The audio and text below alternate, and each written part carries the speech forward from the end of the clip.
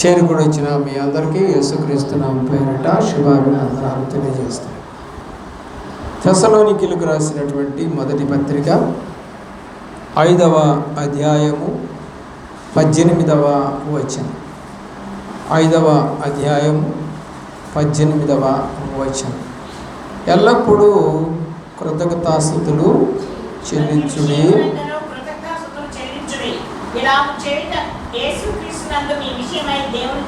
కాబట్టి దేవుడి చిత్తం ఏంటంటే మనం ఎప్పుడు కూడా దేవునికి స్తుతులు చెల్లించే వారికి ఉండాలి. అక్కడ ఇంకొక మాట కనపడతాం మీకు ఏంటంటే కృతజ్ఞత. ఇప్పుడు మనం ప్రయాణం చేసి వచ్చాం, అయ్యా నీకు కృతజ్ఞతలయ్యా, క్షేమంగా నడిపించావు. ఈరోజు పడుకున్నాం, తెల్లారి లేచాం, అయ్యా నీకు స్తోత్రం అయ్యా అయ్యాడు. ఈ రోజున ఆరోగ్యంగా ఉంచావు, నీకు స్తోత్రం. తినుటకు, త్రాగుటకు, చూచుటకు, మాట్లాడటకు, నడుచుటకు నీ కృప చొప్పున మమ్మల్ని నడిపించావు, నీకు స్తోత్రాలు అని మనము ప్రతి విషయమందు కూడా ఆయనకి స్తుతులు చెల్లించాలి. అది మంచి కావచ్చు, చెడు కావచ్చు, ఏమండి జయము కావచ్చు, అపజయములో కూడా దేవుణ్ణి స్తుతించారు. పౌలు శీలలు జైలులో వాళ్ళు అపజయం పొందారు, రాళ్ళు తీసుకు కొట్టారు, ఈడ్చికెళ్ళారు, తీసుకెళ్ళి బొండముల్లో బారేశారు.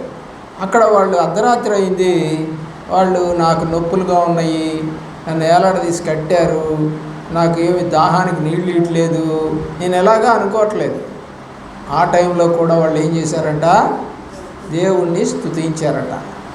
అదే వాక్యం అన్నమాట. అంటే ప్రతి విషయంలో కూడా మనము దేవునికి కృతజ్ఞతాస్తుతులు చెల్లించాలి. అయితే అందరూ చెల్లిస్తారా? నాకు తెలిసినంత వరకు 90% పైగా దేవుడికి రోజు ఆహారం తీసుకునేటప్పుడు కూడా ప్రార్థన చేసుకోకుండా తినేవాళ్ళని చాలామందిని చూశాను క్రైస్తవులు. బైబిల్ అయితే చెప్తా ఉంది, దేవుడి మాటలు కీర్తన గ్రంథంలో, వారు నాకు ప్రార్థింపకనే భుజించుచున్నారు, ఆహారం భుజించుచున్నారు అన్నాడు కీర్తనలో. ఏంటంటే ప్రార్థన చేయకుండానే తింటున్నారు. నీళ్లు తాగినా కూడా ప్రార్థన చేయాలి, కూర్చున్నా లేచినా దేవుడు మాట చెప్తా ఉన్నాడు, నువ్వు కూర్చుండుట, లేచుట, నిద్రించుట అన్నీ కూడా నాకు తెలుసు అన్నాడు ప్రభువు. అయితే దేవుని ప్రేమిస్తున్న ప్రేమికులరా, దేవుడి యొక్క కోరిక ఒకటే, ఎప్పుడు కూడా కృతజ్ఞత కలిగి ఉండమని కోరుతా ఉన్నాడు. ఎన్నో కీర్తన అండి, 14వ కీర్తన 4వ చరణంలో ఈ మాట మీకు కనపడతా ఉంది. దేవుని ప్రేమిస్తున్నటువంటి ప్రియ బిడ్డలరా, అయితే దేవుడి చిత్తము చేయకుండా ఉన్నటువంటి వాళ్ళు మొట్టమొదట ఆదాము అవలే. దేవుడి చిత్తం ఏంటి? ఏదేనలో తోటలో ఉన్న కాయలు పళ్ళన్నీ తినండి, కానీ ఈ చెట్టు కాయ మాత్రం తినకండి. కాబట్టి దేవుడి చిత్తం చేశారా? చేయలే. దేవుడి చిత్తం చేస్తుంటే అసలు మన జీవితాలు కూడా ఎలా ఉండేయో అంటే ఎంత గొప్పగా ఉండేయో, ఇంత దయనీయ స్థితి వచ్చేది కాదు, పాపం అనేది లోపలికి వచ్చేది కాదు. ఎందుకంటే వాళ్ళిద్దరిలోకి పాపం వచ్చింది కాబట్టి, వాళ్ళలో నుంచి వచ్చిన సంతానంలో నుంచి వచ్చిన వారమే మనం కూడా. కాబట్టి మరి మధ్యలో అందరు కొట్టుకుపోయిన నోహ్ కుటుంబం ద్వారా మళ్ళా పుట్టింది. కాబట్టి దేవుని ప్రేమిస్తున్న ప్రియుల, దేవుడి చిత్తము తెలుసుకోవడం ఒక గొప్ప సంగతి. తెలిసిన తర్వాత ఆయన వెంబడించడం, అంటే పౌలు దేవుడి చిత్తం ఏంటో తెలియనంత వరకు మరి సంఘాన్ని బాధ పెట్టాడు. ఎప్పుడైతే దేవుడి చిత్తం తెలిసిందో ఇక దేవుణ్ణి కనపరచడం మొదలుపెట్టాడని అపోస్తలుల కార్యగ్రంథము 9వ అధ్యాయంలో, అపోస్తలుల కార్యగ్రంథము 9వ అధ్యాయంలో మరి ఆయన బాప్తిజం తీసుకున్న తర్వాత యేసే దేవుడు అని ప్రకటిస్తూ వచ్చాడు. వెంటనే సమాజ మందిరములో యేసే దేవుని కుమారుడని ఆయనను గురించి ప్రకటించుచూ వచ్చాడు. ఎప్పుడండి? దేవుడంటే ఏంటి, అసలు దేవుడి చిత్తం అంటే ఏంటి తెలుసుకున్నప్పుడు. ఎప్పుడైతే మనం తెలుసుకోమో ఇక కృతజ్ఞతాస్తుతి ఉండదండి. ఎప్పుడు తినుము, త్రాగము, సుఖించము, ఈ మూడే. అరే ఒక్క నెల అయినా, అరే నేను 30 రోజుల పాటు తిన్నాను, తాగాను, సుఖించాను, నా దేవుణ్ణి ఏమైనా చర్చిలో కాదండి, మీ ఇంట్లో ఏమన్నా దైవ సేవకుడు పిలిపించావా? ఏమన్నా చిన్న ప్రార్థన జరిగిందా? ఎక్కువసేపు ఉండవసరం, ఒక 10 నిమిషాలు నీకు ప్రార్థన చేసిపోతాడు. అంటే దైవ సేవకుడిని పిలిపించుకునేంత కృతజ్ఞత కూడా లేనటువంటి మనుషులుగా మారిపోయారు ఈ రోజున క్రైస్తవులు. నిజంగా అందరూ కనుక దైవ సేవకుడిని పిలిస్తే ఆయనకి సమయం దొరుకుద్దండి. రోజుకు ఒక 10 ఇళ్ళు తిరిగితే ఆయన నెలలో 300 ఇళ్ళే తిరగలుగుతాడు. పెద్ద పెద్ద సంఘాల్లో ఎన్ని కుటుంబాలు వస్తాయి? చిన్న సంఘం అంటే పర్వాలేదు, ఒక 20 కుటుంబాలు 30 కుటుంబాలు ఉన్న కుటుంబాలంటే ఈజీగా తిరగచ్చు 30 రోజుల్లో. కానీ పెద్ద పెద్ద సంఘాల్లో తిరగలేము. ఎందుకంటే అర్థం ఏంటంటే అసలు వాళ్ళు రమ్మని పిలవరు. మా ఇంటికి రండి ప్రార్థన చేయండి అని పిలవరు. ఒక ఆమె నాతో మాట్లాడుతా సంఘానికి వచ్చింది. ఇట్లాగే నేను వాక్యం చెప్పిన తర్వాత అంది, మా ఇంటికి వచ్చి ఆమె ప్రార్థన చేశాడండి సేవకుడు అందంట. ఎందుకు రాలేదు అంటే ఆమెకు అనారోగ్యం వచ్చిందంట, జ్వరం వచ్చినప్పుడు అంటే ఎవరు పట్టించుకోలేదంట. నువ్వు ఫోన్ చేసి ఏమైనా చెప్పావా సేవకుడికి? నువ్వు ఎక్కడో ఉంటున్నావు, సేవకుడికి ఎట్లా తెలుస్తుంది? ఏమో సంఘం దగ్గర కానీ సంఘం బిడ్డల దగ్గర కానీ ఉంటే నువ్వు ఎవరో నాకు తెలుస్తుంది. నువ్వు ఎక్కడో ఉన్నావు, ఫోన్ చేసి అయినా అయ్యగారు బాగాలేదంటే ప్రార్థన చేసేవాళ్ళం. కాబట్టి నిష్ఠూరం ఆడొద్దు సేవకుడి మీద. బైబిల్ ఒక మాట చెప్తాను, ఏమనంటుందంటే రోగి అయి ఉంటే వారి ఇంటికి వెళ్ళి నూనె రాచి ప్రార్థన చేయమని చెప్పింది. అంటే రోగి అని నీకు తెలిస్తే నువ్వు వెళ్ళాలి, తెలియకపోతే ఏం వెళ్తాం? ఇప్పుడు మన సంఘంలో ఒక ఆమెకి బాగలేక ఆసుపత్రిలో చేర్చారు. ఆ చేర్చిన రోజు మనకి ఆ రోజు ప్రార్థన జరుగుతూ ఉంది. వాళ్ళ కోడలు వచ్చి అయ్యగారు ఇలా చేర్చాము ఆసుపత్రిలో అంటే అప్పటికప్పుడే స్తుతించాము ఆమెని. అయ్యా ఆమెకు బాగు చేయాలని కోరుకున్నాం. మరి అలాగనే నేనటి దినాన ఆమెకి స్టంట్ వేశారు. మరి ఈరోజుకి ఆమె బాగానే ఉందనే సంగతి మనకి తెలుస్తాం. కాబట్టి తెలిస్తే ప్రార్థన చేస్తాం. కాబట్టి తెలియకుండా ఉంటే సేవకుడు కూడా ఏమీ చేయలేడు. కాబట్టి ఇక్కడ ఒక మాట నేను జ్ఞాపకం చేయాలని ఆశపడతా ఉన్నాను. మత్తయి సువార్త 26వ అధ్యాయము 14-15 వచనాలు చూడండి. మత్తయి సువార్త 26వ అధ్యాయము 14-15 వచనాలు.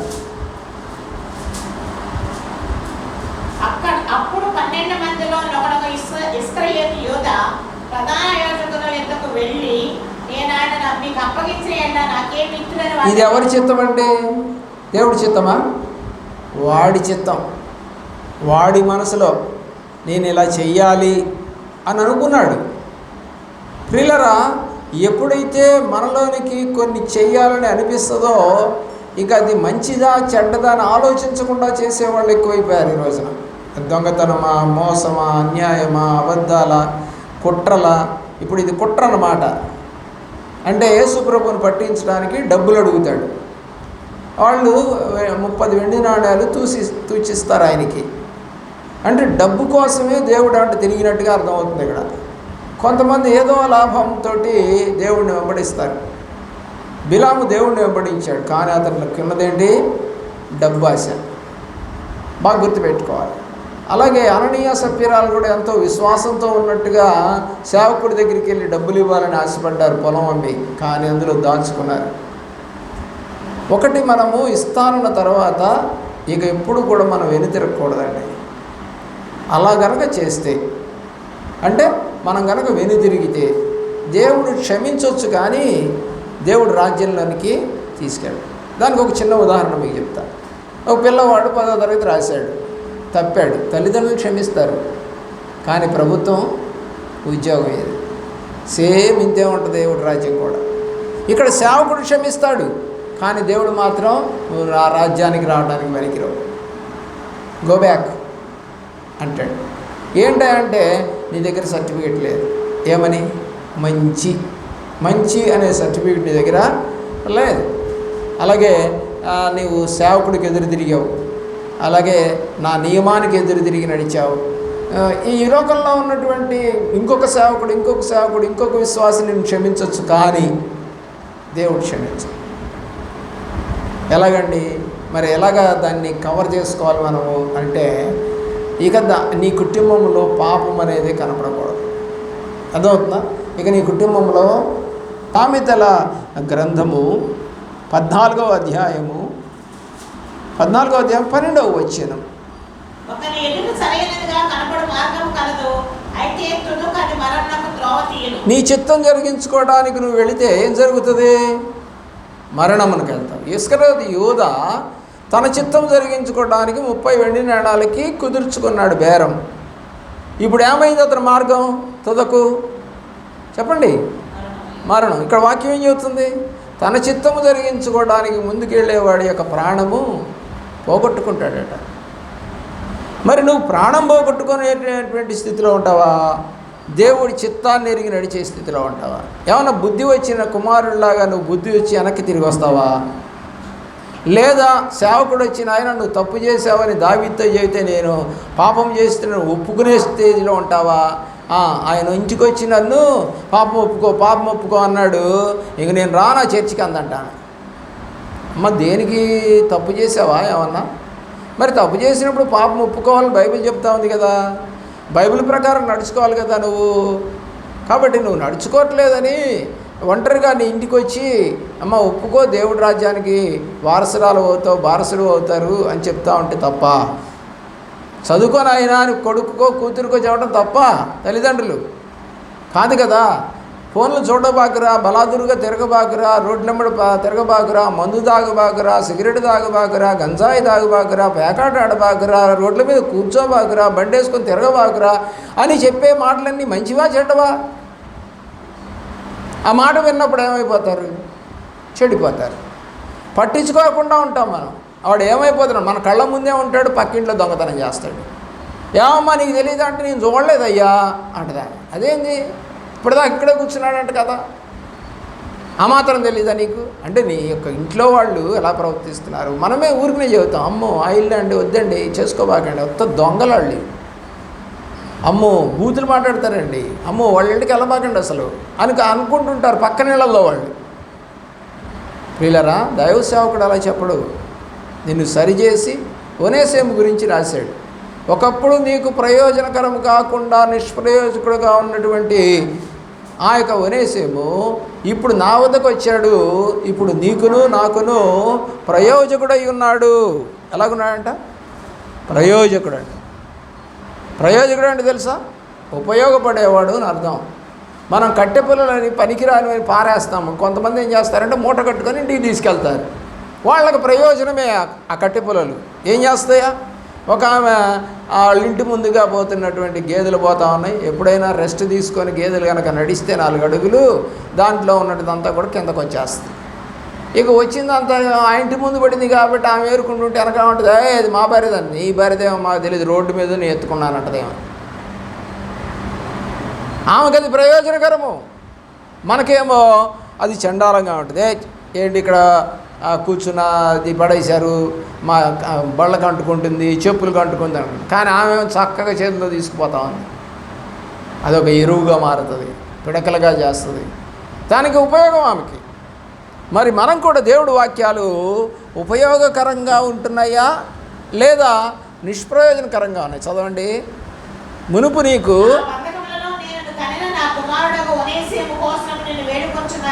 అతను మునుపు నీకు నిష్ప్రయోజకమైన వాడే కానీ ఇప్పుడు నీకును నాకును ప్రయోజనకరమైన వాడాయను. ఏమవ్వాలంటే అండి, దేవుని బిడ్డల దగ్గరికి వెళ్తే ఏమయ్యాడంటాడు? ప్రయోజకుడయ్యాడు. మరి నీ పిల్లలు దేవుడి బిడ్డ దగ్గరికి వస్తున్నారా? బాప్తిజాలు లేకుండానే పెళ్ళిళ్ళ, దేవుడి సన్నిధికి రాకుండానే వివాహపు పెళ్ళిళ్ళ. ఏమండి, దేనికి పెళ్ళిళ్ళు? వివాహానికి పెళ్ళిళ్ళ. దేవుడు ఎరగకుండా, బలారాధనకి రాకుండా, దేవుడిని స్తుతించకుండా, నువ్వు ప్రార్థించకుండా, మోకరించకుండా, ఏమండి సహకరించకుండా, ఏ పని నువ్వు చేయకుండా, మందిరానికి రాకుండా, కేవలము మన చర్చికి వచ్చే వాళ్ళ కొడుకనో కూతురనో అల్లుడనో ఇంకెవరనో, అయ్యా మరి రేపు పెళ్ళింది కాస్త బాప్తిజం ఇయ్యా అని పాస్టర్ గారిని అడిగితే బాప్తిజం ఇచ్చేస్తా ఉన్నారు. వాళ్ళు దేవుళ్ళో ఉంటున్నారా? లేదు. మరి వీళ్ళందరూ దేవునికి ఇష్టమైన బిడ్డలేనా? ఇప్పుడు మన ఎదురుగా కనపడుతుంది ఏంటి చూడండి, అక్కడ చేలల్లో ఏం కనపడుతుందండి?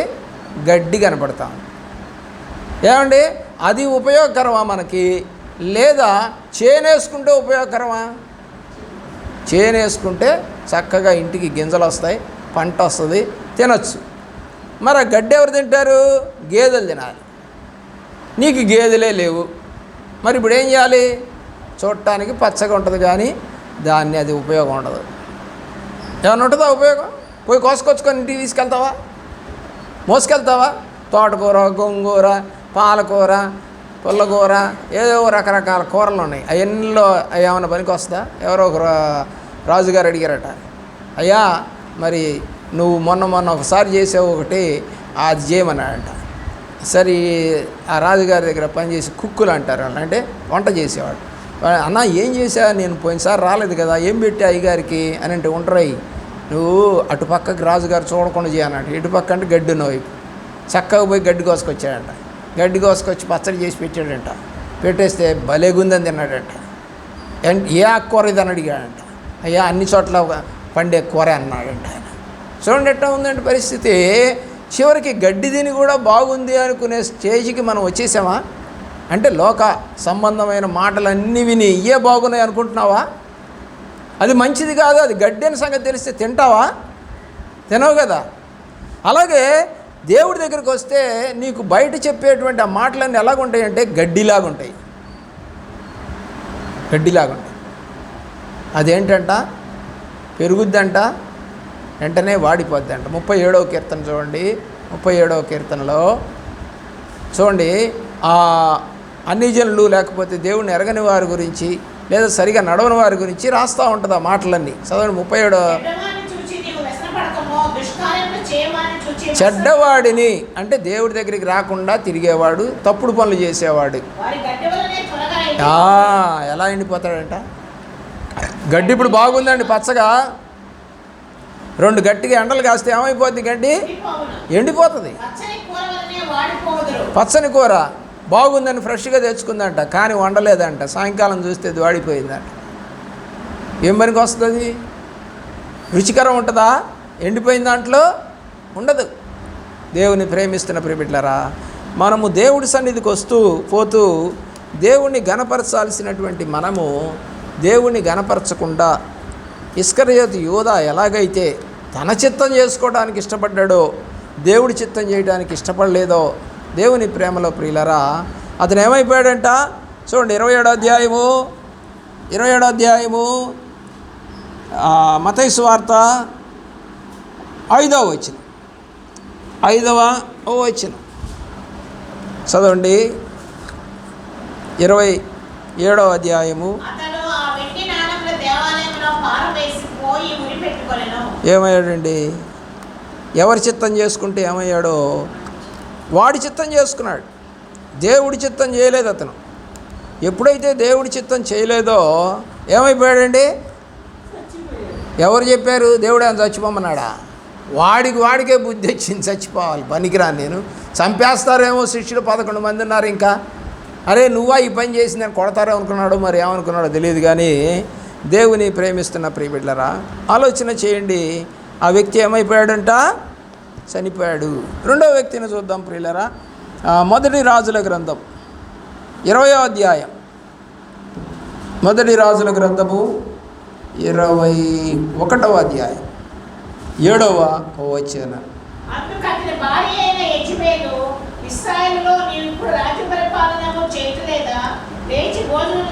సరే ఇక్కడ సంఘటన నేను చెప్తానండి. అహబు నాబోతు కళ్ళాన్ని పాపం మర్యాదపూర్వకంగానే అడిగాడు. నాబోతు, నా చేను పక్కన నీది ఉంది కదా, నీకు ఇంకో చోట ఇస్తాను నాబోతు, ఈ ద్రాక్ష తోట నాకు ఇచ్చేయమన్నాడు. లేదు, నాకు పితరుల స్వాస్థ్యంగా ఇది వచ్చింది, నేను ఇది ఎవరికి ఇవ్వను, నేనే ఉంచుకుంటాను అని చెప్పేసి అన్నాడు. సరే రాజుగారు అయినా కూడా మంచివాడే పాపం. ఇతను దౌర్జన్యం చేసి సిపాయిలు పట్టుకొని వాళ్ళు పట్టుకురా అనలా. కానీ అతను ఏం చేశాడంటే చెప్పండి, ఇంటికి వెళ్ళి చెప్పాలి, దిగాలుగా కూర్చున్నాడంట. అయ్యగారు పెళ్ళాం వచ్చి అంటుంది, ఏమయ్యా ఏంది అట్ట కూర్చున్నా అడిగింది. ఏం చెప్పనే, ఇట్లా అడిగానండి, నేను గట్టిగా కూడా అరవలేదు, కానీ నాకు అతను నేను ఇవ్వనని అడ్డం తిరిగాడు అని చెప్పేసి చెప్పాడు. ఓ సింతేనా, ఇప్పుడు మొదలు చదవండి.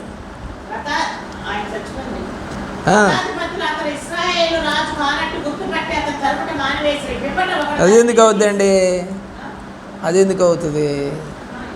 యెజబెల్ గురించి మనం మాట్లాడితే యెజబెల్ ఏం చేసిందంటే పాపం ఇతను మంచోడే, నేనే యెజెబెలు నాబోతు ద్రాక్షని గిప్పిస్తున్న అతనితో చెప్పి జరిగింది ఏంటో తెలుసా మీకు అక్కడ? అహాబు పేరట తాకీదు రాయించి తప్పుడు పని నడిపించింది. భార్య మంచిది కాదు. కొంతమంది భార్యలు మంచివాళ్ళు ఉండరు. ఆ తాకీదు ఏమండి? నాబోతు నివాసము చేయుచున్న దేవుణ్ణి గనపరచకుండా ఉండేటువంటి భార్యలు, నువ్వు పోలే, మాకు తెలుసులే దేవుడు, మాకు తెలుసులే పో, నువ్వు ఒక్కడే పోతావులే పరలోకం పో అని ఈసడించుకునే భార్యలు కూడా ఉన్నారండి. నువ్వు ఒక్కడవే పోలే అంటే దేవుడి సన్నిధికి వెళ్ళాలన్నా, నీతిగా నడవాలన్నా, ఉపవాస ప్రార్థన చేయాలన్నా మనకేం కావాలి? దేవుడు కావాలి. కానీ నీకేం కావాలి? రాజ్యం. దేవుడు యొక్క రాజ్యం వద్దు, ఈ లోక రాజ్యం కావాలి. నేను రాను. ఏం చేస్తావు? ఏం లేదు, మా వాళ్ళంతా కలిసి చీరలు కొనుక్కోవడానికి వెళ్తున్నారు, మరి నేను వెళ్ళకపోతే ఎట్టా బాగుంటుందా? నువ్వు ఎట్టాగా నన్ను తీసుకెళ్ళవు అంటే ఈమెకు ఇప్పుడు ఆ స్త్రీకి ఏం కావాలంటే అండి, వస్త్రాలు లేవా? ఉన్నాయి, కానీ తన వాళ్ళతో తిరగాలన్నది, కానీ దేవుడి సన్నిధికి వెళ్ళాలని లేదు. క్రిస్మస్ వస్తుంది మనకి. క్రిస్మస్ వచ్చినప్పుడు మనం ప్రార్థనలు పెడితే ఏంటమ్మా ఏమి రాలేదు అని అంటే షాపింగ్కి పోయింది అయ్యా. ఈరోజే ఎందుకు పోయింది షాపింగ్కి? రేపు పోవచ్చు కదా. చందనా బ్రదర్స్లో ఆఫర్లు అయిపోతున్నాయి అంట, అందుకని పరిగెడుతుందంటే అదే పాపం. దాన్ని ఏమన్నాడు బైబిల్ ప్రకారం చెప్పండి? ఆజ్ఞాతిక్రమము పాపం. అంటే దేవుడి మాట నువ్వు వింటానని సిద్ధపడి బాప్తిజం తీసుకొని దేవుడి దగ్గరికి వచ్చిన తర్వాత నీ ఇష్టం వచ్చినట్టుగా, అంటే నీ చిత్తాన్ని జరిగించుకుంటున్నావు. మాట ఏమో దేవుడిది అని చెప్పావు బాప్తిజం తీసుకునేటప్పుడు. తర్వాత ఏమైపోయిందంటే రూటు మారింది, రూటు మార్చేసావు. గేరు మార్చండి, రూటు మార్చండి అంటారు, లేడు మాట అంటుంటారు. దేవుని ప్రేమిస్తున్న ప్రియ బిడ్డలారా, ఆలోచించేయండి. మొదటి రాజుల గ్రంథంలోనే 21వ అధ్యాయం 23వ వచనానికి రండి. 23వ వచనం.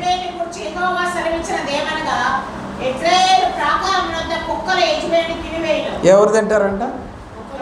చివరికి ఏ పరిస్థితి వచ్చిందండి? రాజుగారి భార్యకి కుక్కలు తినే పరిస్థితి వచ్చింది. ఎందుకు? అతన్ని ప్రేరేపించింది ఎవరు? భార్యే. కాబట్టి దేవుడు కోపం వచ్చి అంటున్నాడు ఈ మాట. 2 రాజుల గ్రంథం 9వ అధ్యాయం 34వ వచ్చింది. 2 రాజులు 9:34. అతను లోపల ప్రవేశించి అన్నపానములు చేసిన తర్వాత ఆ శాపగ్రస్తురాలు రాజకుమార్తె కనుక మీరు వెళ్ళి దానిని. ఎవరంటానా? శాపగ్రస్తురాలు, రాజకుమారి కానీ శాపగ్రస్తురాలు.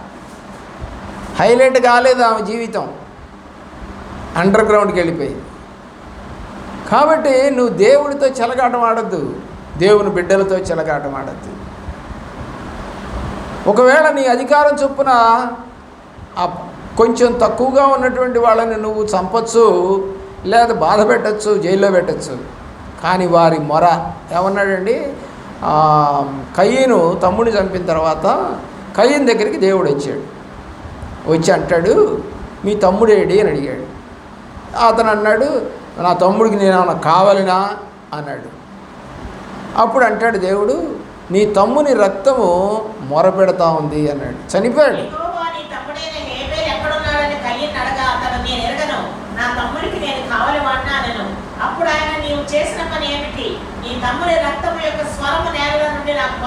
చనిపోయాడు, కానీ మొరపెడుతుంది రక్తం. రక్తం గుర్తుపెట్టుకో. నువ్వెవరినైనా అన్యాయంగా చంపినా, రక్తం గారేటట్టుగా ఎవరినన్నా కొట్టినా, ఆ రక్తం ఏం చేస్తుందండి? మొరపెడుతుంది. ఆ మొరపెట్టినప్పుడు దేవుడికి కోపం వస్తుంది. ఒక నీతిమంతుని యొక్క రక్తము నేల కొలినందుకు కోపం వచ్చి ఏం చేశాడండి? కయ్యూన్ని శపించాడు. వీడిని ఎవడు చూస్తే వాడు ముద్ర వేసేసాడండి ముఖం మీద, నుదుటి మీద ఒక ముద్ర వేసాడు. ఆ ముద్ర ఎవరైనా చూస్తే వీడు శాపగ్రస్తుడు. కానీ వాడేమంటాడంటే, నన్ను ఎవరైనా చూసిన వారు నన్ను చంపేదురు కాకంటే నిన్నెవడు చంపడు, నీ మీద ఒక స్టాంప్ వేసా నేను. అక్కడే ఉంటుంది. చదవండి. అప్పుడు కయీను యెహోవా సన్నిధి నుండి బయలుదేరి వెళ్ళి ఏదెనుకు తూర్పు దిక్కున మోరు దేశంలో కాపురం ఉండెను. అదండి అక్కడ జరిగింది ఏంటంటే, కాబట్టి ఎవడైనా కయీనును చంపిన యెడల వారికి ప్రతిదండన 7 అంతలు కలుగుననెను. కాబట్టి వాడిని చంపడానికి వీలు లేకుండా వేసేసాడు ముద్ర. ఒకవేళ ఎవడైనా చంపితే ఏమవుద్దంట, వాడికి 7 ఇంతల దండనంట. దేవుడు కృపండి. ఏమనుకుంటున్నారు, తమాషా అనుకుంటున్నారు? ఆ నీతిమంతుడి మీద ఇష్టం వచ్చినట్టుగా మాట్లాడటం, ఇష్టం వచ్చినట్టుగా అంటం, ఏమండి ఇష్టం వచ్చినట్టుగా ప్రవర్తించటం, లెక్క లేకుండా తిరగటం. ఎప్పుడైతే ఇవన్నీ చేసావో దేవుడు రాసుకుంటాడంట. రాళ్లే కదా అని ఒళ్ళో వేసుకుందంట. ఏమండి పొలం నుంచి బయలుదేరి వస్తూ కొంచెం కొంచెం రాళ్ళు ఒకటే మొత్తం ఒళ్ళో వేసుకొని వస్తూ ఉందంట. సగం దూరం వచ్చేసరికి మోయిలాగా మొత్తం ఆడ బారబోసిపోయిందంట. ఏం మోస్తారండి రాళ్ళు? దోసకాయలు 1/2 డజన్ కోసిందంట. ఒక్కోటి కేజీన్నర ఉందంటది. ఒక్కోటి 800 ఉన్నాయంట. బాగా తిందాం 4 రోజులు, మెత్తలతోటి కూర, ఇగురుతో కూర, పప్పుతో కూర అన్నీ చేసుకుందాం, రోజు ఇక తినేదంతా దోసకాయలే అని తీసుకెళ్తా ఉందంట. తీసుకెళ్తా ఉండేసరికి ఆమె పొట్ట మీద పెట్టుకొని మొత్తం పట్టుకొని పోతా ఉందంట మెల్లిగా. ఏందక్క ఎన్నో నెల అడిగిందంట ఒక ఆమె తెలియక. ఏంటక్క ఈ 9వ నెలలో కూడా నేను పని చేయాల్సి వచ్చిందంట. ఎన్నో నెలలు? 9 నెలల్లో కూడా పని చేయాల్సి వచ్చిందంట పాపం. మా ఆయన అట్ట చేస్తున్నాడని చెబుతుందంట. సరే దేవుని ప్రేమించిన పిల్లరా ఇంకో 4 అడుగులు వేసింది. ఇంకా కొంచెం దూరం దగ్గరికి వస్తానే ఉంది. అక్కడ కోమటానికి కొట్టు ఉంది. అల్లూరులో కోట్, పాత రోజులన్నీ కోమట్లు కొట్లేలేండి. మనుషులు మిగతా వాళ్ళు కొట్లు పెట్టేవాళ్ళు కాదు, కోమట్లే కొట్లు పెట్టేవాళ్ళు. సరే ఆ కొట్టు దగ్గరికి వచ్చిందంట. వచ్చేసేసి అటు ఇటు చూసి ఆ ఒళ్ళో ఉన్నవన్నీ మొత్తం తీసుకెళ్ళి ఆ గంపలో పోసిందంట. గంపలో పోసి ఎన్ని కేజీలు అయినాయి? 10 కేజీలు అయినాయి అన్న. 10 కేజీలు కాబట్టి ఎంత ఇస్తా? కేజీ వచ్చేసరికి 3 రూపాయలు అమ్ముతున్నారు కాబట్టి నాకు 2 రూపాయలు ఇవ్వందంట. అంటే 2 రూపాయలకి 10 2 20 రూపాయలకి అమ్మేసింది. ప్రియులరా మళ్ళా ఈ వ్యక్తి ఏం చేశాడు? ఇందాక అడిగిన వ్యక్తి ఒక ఆమె ఉంది కదా, ఆమె ఏం చేసింది? పని అయిపోయిందంటే వాళ్ళ ఆయన బర్రును బండి మీద వచ్చి దింపాడంట. అక్కడ దింపితే అక్క 9 నెలలు కష్టపడుతూనే ఉన్నావా అన్నాడండి. ఏమవుద్దండి? కడుపు బాయ. ఇందాకే కడుపు వచ్చా, ఇప్పుడు బాయ. ఎలాంటి మనుషులంటే ఈ రోజున పాపము చేయడానికి ఎలాంటి ఇష్టం పనికిరాని మాట అయినా మాట్లాడేస్తారు. ఇలా ఆలోచించేయండి. దేవుణ్ణి పట్టించడానికి దొంగ ముద్దు పట్టుకున్నటువంటి ఇస్కరియోతు యూదా లాంటి మనుషులు మీలో కూడా ఉన్నారేమో గమనించండి. ఇంకొక మాట చెప్పి నేను ముగిస్తానండి. 2 రాజుల గ్రంథం 5వ అధ్యాయం 19వ వచనం. ఎలీషా నెమ్మదిగా పొమ్మని అతనికి సెలవిచ్చెను. అతడు ఎలీషా దగ్గరికి వెళ్ళి కొంత దూరము సాగిపోయిను. 2 రాజుల గ్రంథము 5వ అధ్యాయము 19వ వచనంలో సేవకుడు దేవుని యొక్క ప్రేమలో, అంటే గెహజీ, ఇతను గెహజీ ఏం చేస్తా ఉన్నాడంటే ఆ యొక్క వద్దనున్నటువంటి ఏది నయమాను వద్దనున్నటువంటిది తెచ్చుకున్నాడు. అదవుద్దండి 19వ వచనంలో ఏమని కనపడుతుందో చూడండి. నయమాను దగ్గరికి వెళ్ళి నయమాను వద్దన్నాడు వాళ్ళ సేవకుడు, దాన్ని మాత్రం అతను తెచ్చుకున్నాడు. 5వ అధ్యాయంలోనే 27వ వచనంలో ఏమైందో చూడండి. కాబట్టి ఏం తెచ్చుకున్నాడు ఇప్పుడు? మరి వాడు అనుకున్నది ఏంటి? వాడి చిత్తం ఏంటి? అబ్బా నగలు వస్త్రాలు అన్నీ తెచ్చుకున్నాను, నా గుడారంలో దాచుకున్నాను, తన చిత్తం అది. కానీ దేవుడి చిత్తము సేవకుడి ద్వారా చెప్పింది ఏంటంటే, ఇప్పుడు మనము భూములను ఆస్తులను సంపాదించుకున్నట్టుకు సమయమా, నీతో పాటు నా ఆత్మ కూడా రాలేదా అని చెప్పేసేసి సేవకుడితో అన్నాడు. ఎందుకంటే అబద్ధం ఆడాడు, తీసుకురాలేదని. ఆ అబద్ధం ఆడినప్పుడు అప్పుడు దేవుడి యొక్క సేవకుడు మాట్లాడిన మాట ప్రకారంగా అతని కుటుంబంలోని వారందరికీ, చివరి మాట చదవండి చక్కగా, అతని ఇంటి వారికి తెల్లని కుష్ఠరోగం వచ్చింది. ఏమంటే ఒక్కడి వల్ల కుటుంబం అంతా పాడైపోయిందా లేదా? అలాగా నీ ఒక్కదాని వల్ల నీ కుటుంబం ఏమైనా పాడైపోతుందేమో ఒక తప్పుడు మార్గం నడిచినందువల్ల. మీరు అనుకోవచ్చు, నేనే కదా తప్పు చేసింది, మా పిల్లలు ఏం చేశారంట. బైబిల్ అయితే చెప్తా ఉంది, తల్లిదండ్రులు చేసిన పాపాన్ని పిల్లల ఊళ్ళో వేస్తానన్నాడు. అంటే నీ పిల్లల యొక్క భవిష్యత్తు చక్కగా ఉండటం నీకు ఇష్టం లేనప్పుడు నీ ఇష్టం వచ్చిన తిరుగుళ్ళు లేదా నీ చిత్త ప్రకారం, దేవుడి చిత్త ప్రకారం కాకుండా నీ ఇష్ట ప్రకారంగా నడుస్తావు అన్నమాట. అంటే నీకేంటంటే ఫ్యూచర్ అవసరం లేదు, నా కుటుంబము బాగుండాలి, నా భర్త బాగుండాలి, నా పిల్లలు బాగుండాలని లేదు నీకు. ఎవరైతే అలాగుంటారో వాళ్ళ చిత్త ప్రకారమే చేస్తారు వాళ్ళు, ఎవరి మాట వినరు వాళ్ళు. అది తప్ప మంచా దొంగతనమా మోసమా వ్యభిచారమా ఏమీ చూడరు. కాబట్టి పాపం అనేది నువ్వు చేసిన తర్వాత నీ కుటుంబం ఇలా అయిపోయిందని ఏడవకు. పాపమును గుర్తు చేసుకొని ఏడుస్తూ ఉన్నాడు, పశ్చాత్తాపడుతూ ఉన్నాడు పేతురు. ఏమని గర్వించాడు? నువ్వు ఎక్కడికి వెళితే అక్కడికి వస్తా, నీతో పాటే నేను చేస్తా, అంతే తప్ప నేను ఎక్కడికి వెళ్ళను అని చెప్పినాడు. ఆ యొక్క గెస్సమైన తోటలో ప్రార్థన చేస్తూ ఉంటే రణువారు రాగానే పారిపోయాడు. ఉంటానన్నాడు, ఏమయ్యాడు? పారిపోయాడు. అంతకుముందు దేవుడు ఏం చెప్పాడంటే, నువ్వేందో పెద్ద నాతో కాలం వస్తానంటున్నావు, కోడి గనక 3 సార్లు కొయ్యగానే నువ్వు నన్ను కాదని ముమ్మారు అబద్ధం ఆడతావురా అంటే నేనంటా అన్నాడు. మనం కూడా అంటాం కదా, నేను మానేయనయ్య గారు చర్చ అసలు.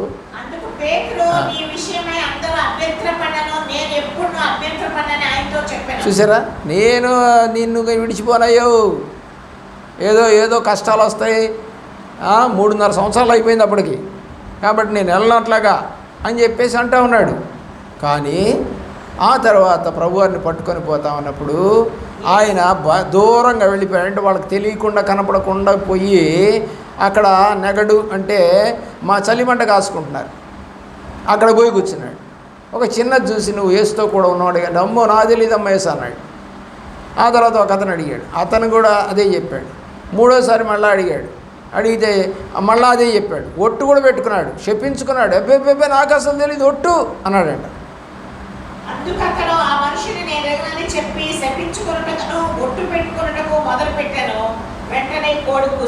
ఏమైంది అప్పుడు జరిగిన సంగతి చూడండి. అక్కడ అప్పుడు అతను కోడి కుయ్యంగానే ఇతనికి ఇప్పుడు గుర్తొచ్చింది, చదవండి.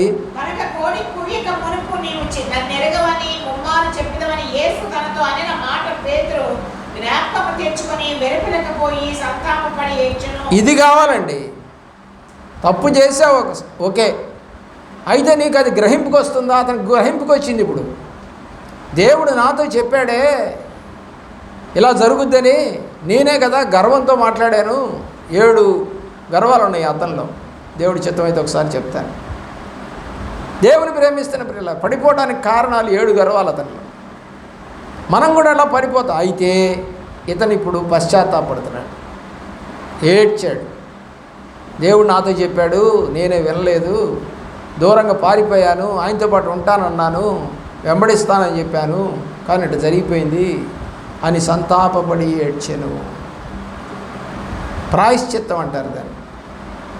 ఇప్పుడు దేవుడు ఆ ఏడ్చిన తర్వాత ప్రభువారు 3వ దినాన లేచి ఎక్కడికి వచ్చాడు? పేతురున్నటువంటి ఇంటిలోనికి వచ్చాడు. తలుపులు వేసి ఉండగానే వచ్చి మీకు శుభమోనుగాక అంటున్నాడు.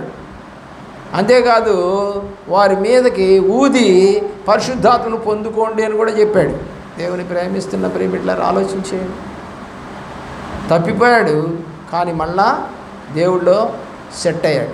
ఇంకా వెనక్కి తిరగల, చచ్చిపోయేంతవరకు తిరగల, చంపేశారు అతన్ని కూడా. మరి మనమైతే ఏం చేస్తాం? కాస్త బాగలేకపోయినా దేవుని యొక్క ప్రేమలో ఆలోచన. అలాంటి పరిస్థితి నీకు దేవుడు కలగకుండా చేయనుగాక.